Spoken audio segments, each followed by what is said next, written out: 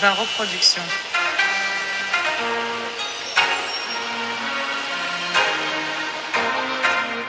Yeah. Machavha, spread the love. Yeah, hey, hey. Started in China, whoa. Now in the rest of the world. It's a reminder, we need more love in the world. Started in China, now in the rest of the world. It's a reminder, we need more love in the world. Love, yeah, it's what we need. Gloves, masks, it's what we need. Wash your hands, sanitize. Don't pay a higher price. Stay home, stay inside. Ain't no hanging with the guys. Stay alive, stay alive. Stay alive, stay alive. Stay alive, stay alive. Stay alive, stay alive. Stay alive, stay alive, yeah. All this dying really gotta minimize, yeah. Gotta drop infections to a smaller size, yeah. Only go shopping for a little while, yeah. Only leave your house if you really must. Make sure that you save, always have your mask. Keeping distance, that's our only task. You already know, you ain't gotta ask. Gotta use soap, keep your hands clean. Always use soap like a soap fiend. Keep many bars, keep 16. As the world awaits a vaccine. Started in China, now in the rest of the world. It's a reminder, we need more love in the world. Started in China, now in the rest of the world. It's a reminder, we need more love in the world. Love, yeah, it's what we need. Gloves, masks, is what we need. Wash your hands, sanitize. Don't pay a higher price. Stay home, stay inside. Ain't no hanging with the guys. Stay alive, stay alive. Stay alive, stay alive. Stay alive, stay alive. Stay alive, stay alive. Yeah, told me that I got a quarantine. Now I really got a lot of time. Yeah, and I see a curve on the line. Funny, we ain't got a lot of time. No, got a lot of lies on the line. On my knees praying to be fine. Yeah, all the doctors, nurses on the grind. Hope you know your calling is divine. Yeah, cause you're working overtime just to save humankind. Yeah, soldiers and police we find. All I ask is please be kind. Yeah.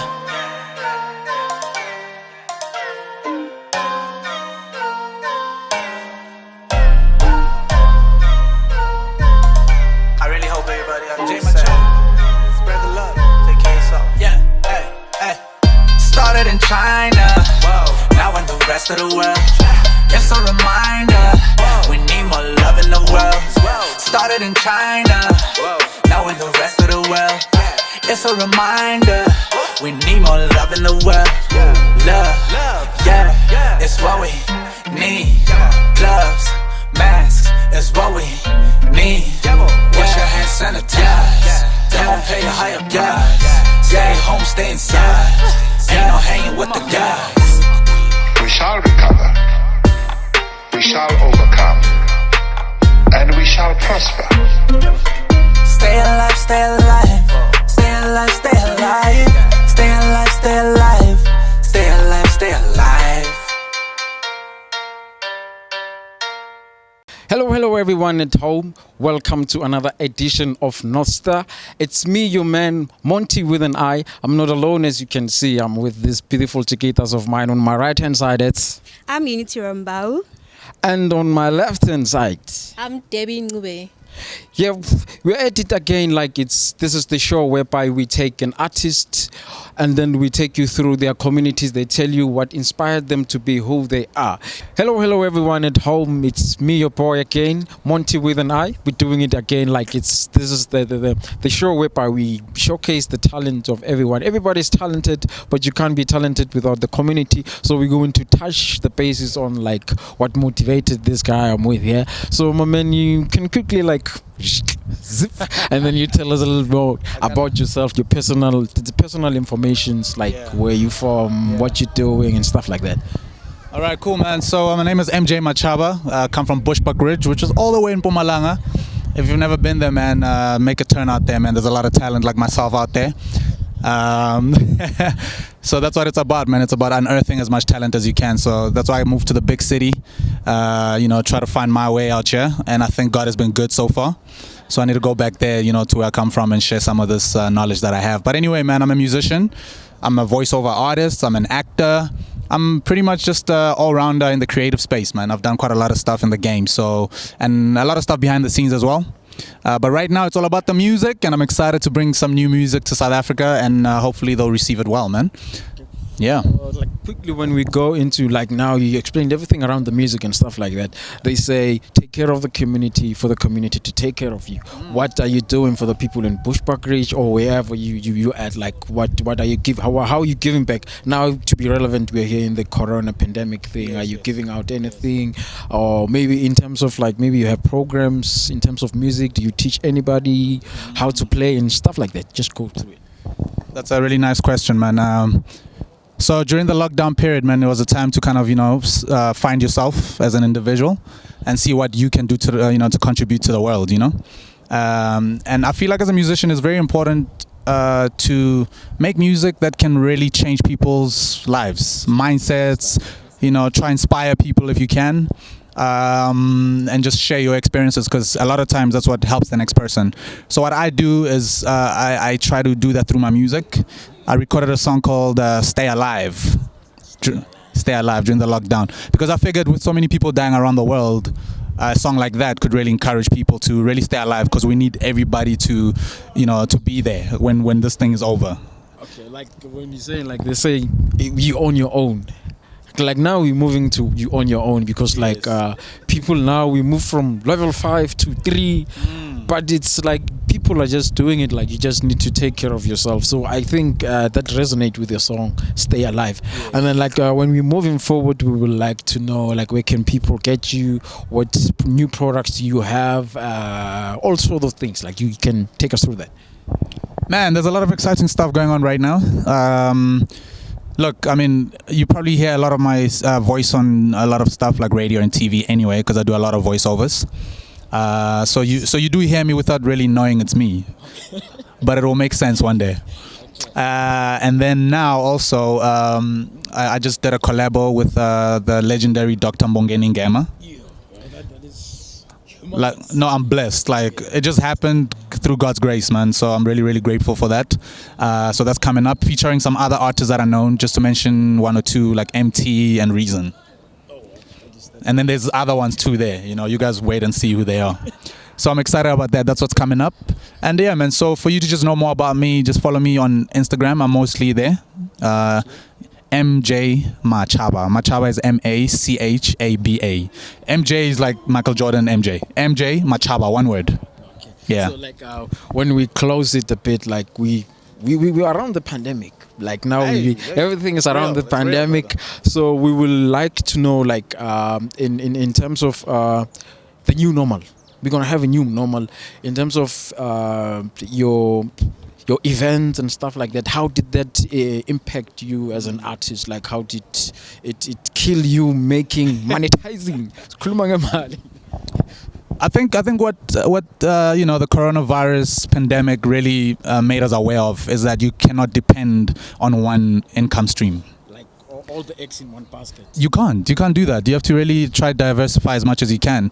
So luckily for me, being in the industry for long, you kind of learn the tricks of setting up a studio at home.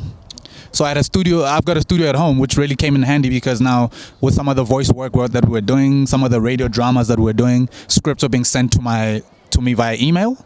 I was recording them, sending them to the clients. I was sending them an invoice, or some of the work was through my agent, and I was getting work while I was at home. So it kind of like showed that, look, as much as you have a 9-to-5 or you have a hustle that needs you to be outdoors, you need to be able to make money from inside the house.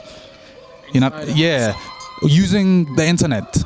So there's a whole lot of things that you can do. Like for instance, you can invest even like your forex, your bitcoins, you can go into Shopify, where you're selling things online, where you don't have to be out there. So there's so much that we can learn from this, man. I feel like I'm a better person after the pandemic. Okay, good stuff right here. Like you did, like you were schooled, yeah. Like we didn't know, others of you like didn't know, like you can do your trading, you can then, like now there's scripts that are sent via emails, and then you just send the invoice, stay at home and then keep it locked. What coming next is Smofani. Yes sir. Appreciate it. My brother. So like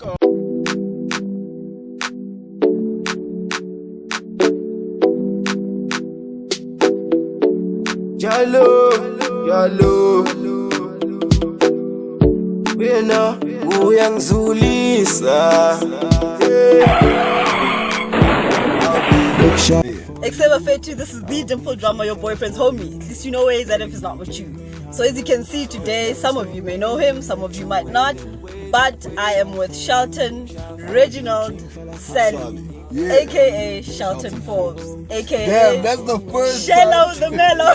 I'm just joking. That's the first time someone like said the whole government name Are you first. serious? And then went to AKA Shelton Forbes. Yeah. I feel you. I like that. So you did real research. You went all the I way. mean, look, it's not even about that much research. It's there. It's information that's there. It's I know people say ignorance is bliss, but sometimes it's really not necessary. It's not doesn't take that much work. Google is there, YouTube is there, you're on TV, you're everywhere. If people don't know that, then it's just being lazy, you know.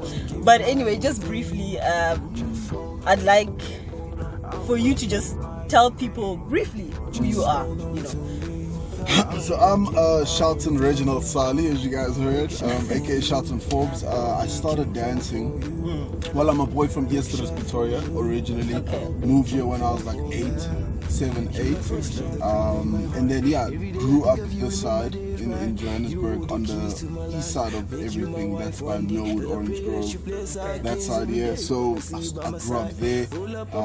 Loved sports always. So I played cricket, I played rugby, I did athletics. The usual. Those are like my main ones. Cricket was like my thing. Okay. If I wasn't here with you right now, I'd probably be chilling with the cricket players. You know what I mean? Because that was like the sport that I knew I was gonna go super far in, and I was gonna do my thing. So then, why didn't you go ahead with playing cricket? So as in a grade 10. professional? Okay, so I started dancing in 2005. Yeah. That's when I did my first ever performance. I was 13 years old in front of like a huge crowd, and I knew that that's what I wanted to do. It was actually at the Joburg Carnival. So there's this carnival where all the sections in Joburg comes together at the end of the year, and we like march through the whole of like from Zoo Lake to like what is this place called? Newtown, like that square there. So we walk till there, but we like walk through like all the gaps. So we don't really go like through a main road. We go through So that wasn't the first. This was 2005. That wasn't when you did the music video. Oh no! That was way before. Yeah, we're still copying You Got Served Me. You know Okay. Yeah, I was still trying to. By the way, that's like one of my all-time favorite. Got you. Yeah. That's like the one that was like the blueprint for me. You know? And so then I said boom, try the dance move. My older brother introduced me. He was like, yo, come and dance, just come and do this small little feature for us. And I did it. I sucked. I think I sucked, but like for people then, it was wow. Something amazing. Yeah. And so the crowd screamed like when I came out, and I was doing like the vibrating. You know the guy when he like vibrates. Pop lock. Yeah. Then he like goes like pees like a dog. That move. Yeah. I did that move, and everyone went crazy, and I did it bad. Like if I think back now, I don't know what the hell I was doing, but it for made those that them don't scream. know, And that feeling of people screaming like that, I got addicted to it very, very, very quickly, immediately actually. Yeah. And then started dancing, started doing my thing, and then started my own crew. Okay. We did really well, and then people shot. My little brother knew people that shot music videos up the road. Yeah. Back then they used to shoot Kolatebs and stuff. They shot Mikasa's first one. Yeah. They did a lot of music videos, and so they were also took us one of their clients. And they were like, yo, we're looking for dancers. And then my little brother was like, yeah, my brother actually has a crew. My brother came to call me. He's like, yo, these guys want to shoot a music video with you. Nice. Now, you know, big brother, little brother relationship. I was like, I'm going to slap you if you lie. I'm like, don't be putting my hopes up like that. You're so I told very him, I was excited. like, I'm sleeping, and this guy is waking me up from like school uniform on, everything. He's like, yo, bro, I'm like, if you're lying to me, I'm going to slap you, bro. He's like, okay, cool, fine. Just come through, I'm going to introduce you. And as I got there, I met Tux. He's like, yo, bro, I saw your videos. I think I love you guys. Let's do the video. We're shooting next week. And we shot same time. The Tuesday after that, we shot. And since then, since the first music video, Tux was like, yo, I want you to become my dancer. And so I started doing every single Tux music video. I started going on tour with him to the 60s in Mafikeng. So I was already like on stage and like chilling with both Double HP and all these guys, Morafe, all these homies. Like since I was like 15, 14, learning the game. You know what I mean? So that for me was exciting. And so when I was in that space, I was like, you know what? I think this is what I want to do. Yeah, as opposed to but still, I was still doing it for the girls. You know what I mean? Like, I was still doing it for the girls and for the cash at this time. But I wanted to do this. I mean, exactly. Yeah. And so, obviously, when you go back to school, I play my sports, I play my cricket, and that's one thing I was really good at. Dancing, I was cool at. You were still learning. But cricket, I was doing since I was like 5, 6, 7, you know? So I was really good at it. Okay. And then I broke my wrist in rugby. And so that's when the game changed for me. I couldn't bowl anymore. I couldn't play rugby. The only thing left to do was my legs to move and for me to flow with one arm. And that's when I just devoted everything to dancing for like a whole year until my cast came off. And when the cast came off, I literally educated my left arm because now I'm right-handed. So I had to educate his left arm to dance. So by the time the cast came off, exactly. So when the cast came off, this arm was as smart as this one, so the dancing ability was to the next level. And I was like, yo, actually this is like, and I didn't play sports for a year, and I think I just fell out of love with it.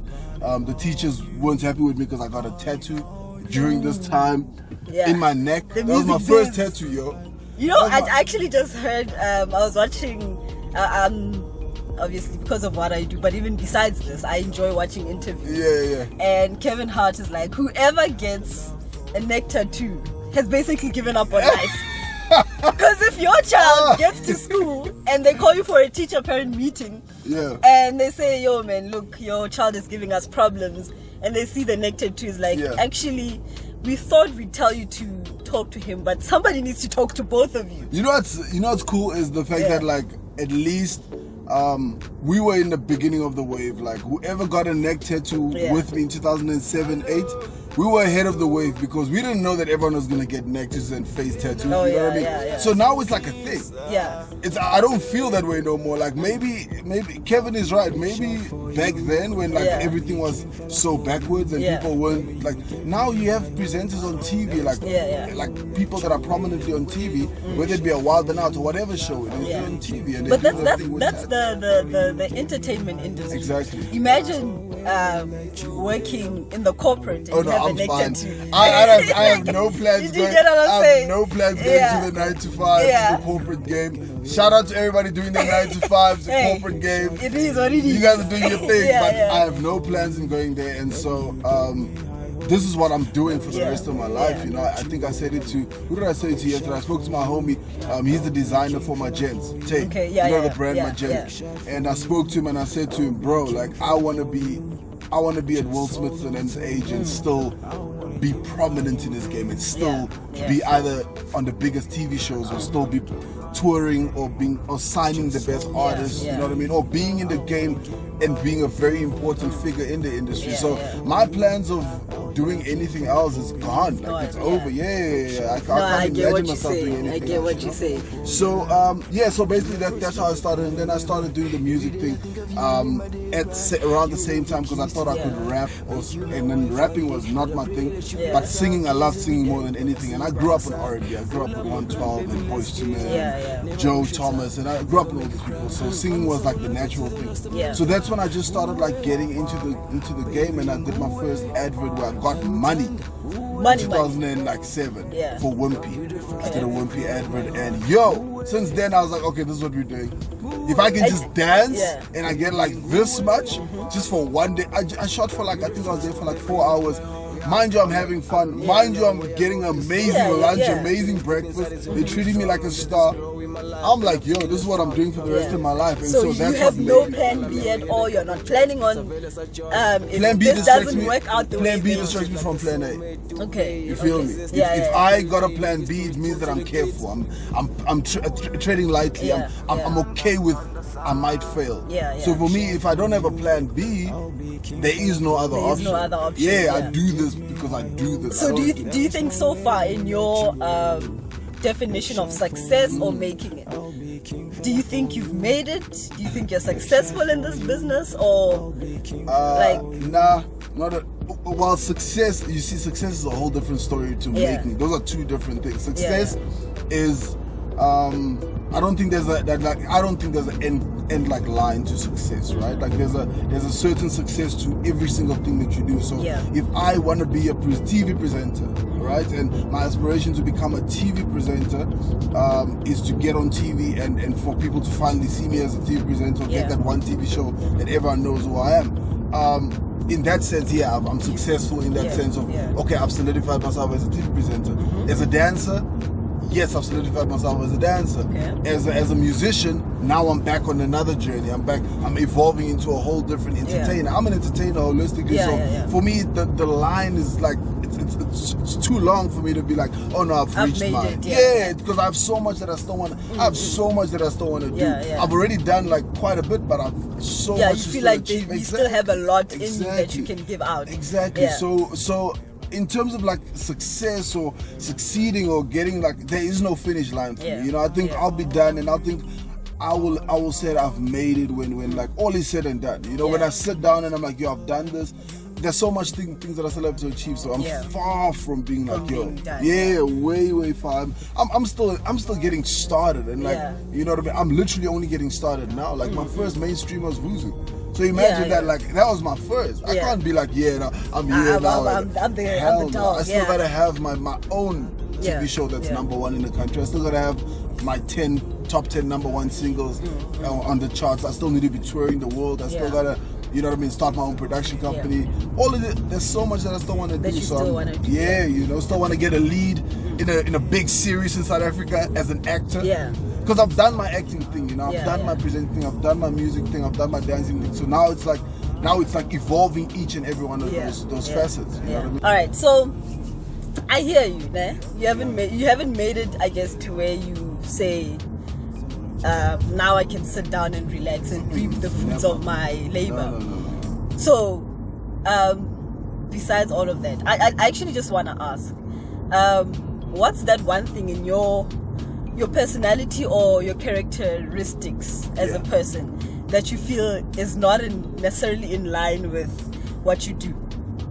So what I mean is, say for example, in my case, I know I've got, in as much as I have to meet new people to do these interviews and all, I have social anxiety. So my heart races and everything before I have to meet people or in any social setting. So what's that one thing for you? I think for me it's definitely the concept of like overthinking. So I am like a very confident person. I would like to believe myself as that. And I'm a very like not aggressive, but like I'm like a front foot, like going towards something, go getter, exactly. Mara, there's something in me that, like, at some point in either this conversation or let's say last night was like my first episode for my show on Massive Metro. So like it was my first episode. Now I'm comfortable, I'm confident. Mara, it's that one moment that I'll always get myself overthinking. Or not second guessing, but being like, yo, was that cool? Or, okay, cool, let's perfect. You know what I mean? So I always overthink, and I think I owe it to my perfectionism. Like I think I love things being perfect, and even though people always tell me, they're like, bro, there's some people that have like average music or they dance averagely or they do this averagely, and they out there, people love what they do and whatever, and it's like, I understand that. But for me, it's like I want people. You want things to be perfect. I want people to be like, no ways. That changed my life. When I watched that, I want people to feel something when they watch me. I want people to, when they see, you see how when Michael Jackson hit that moonwalk, how everyone feels. I want to do my things to that's hence Bushy Rockstar. Like people think Bushy Rockstar is like this like flimsy thing that I just throw around. No, it means like I'm colored, right? But I want to do everything at a rock star level. Like rock star level, I think is like rock star meaning the best at that. And you want your name to be remembered even when you stop doing what you stop. You know what I'm saying? Like I want, like for me, people still come up to me today and be like, "Yo, bro, you were crazy on V Entertainment," and it's like, I love that. I want you to remember me for like my craziest moments, or the fact that I stood out because I was this type of person. So if it's not at that level, I don't want to do it, or I don't want to be remembered for it then. So I think that is my thing, is like just my perfectionism. It works against me because but I feel like that's actually, it's a good thing. I would think ultimately it becomes a good thing. You know what I mean? I think when everything is like settled and like you are in like a zone where I can go to YFM now and be like, yo, hey, can you guys play my song? And they're like, let's go. But for me to like drop a song or for me to like shoot a music video, trust me, I sit with that thing for like 2 weeks. I'm like, okay, I think I want to change this verse here. I want to do this. So that is my only thing, I think, is my overthinking. And that's good. That's good. I guess it's part of the things that got you to where you are now, you know. You are right. It definitely contributes to like where I'm at where today. You are now, and the quality of what I put out. Exactly, because otherwise people would see you as mediocre. Exactly. You are replaceable in a way, and all of that. You see. You don't think I'm replaceable? I think, you know what? I think she doesn't think I'm replaceable. Look, you're irreplaceable.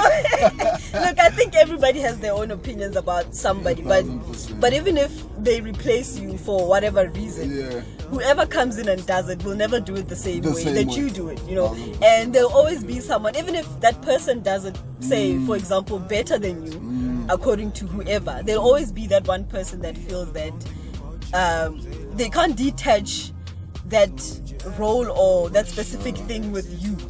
You get what I'm saying? It's crazy that you say that, because I felt that way about like with Vuzu, you know. For like the longest time, that brand is so strong, and like the people that I presented with in that like era, we did so well with that show that like it took me a good. Only now people see me as Shelton. They don't see me as the Vuzu guy no more.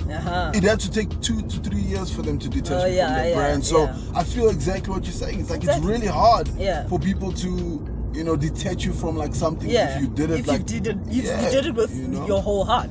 You know. So, what's your kryptonite?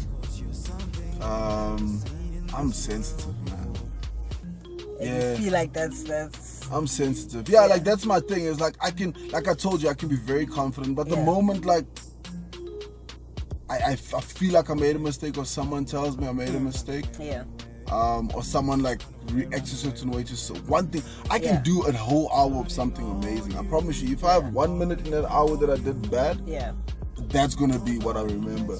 So I think my kryptonite is just the fact that like, sensitivity. Yeah, man, I'm super sensitive, and it's like it's not even with art. It's just as a person. Period. Like I always try, not please people, but I always want to be a good person. That's like my aim. I always want to leave people with a good impression. I got what you want. That's right. And we can slow it down. Baby, I can show you how.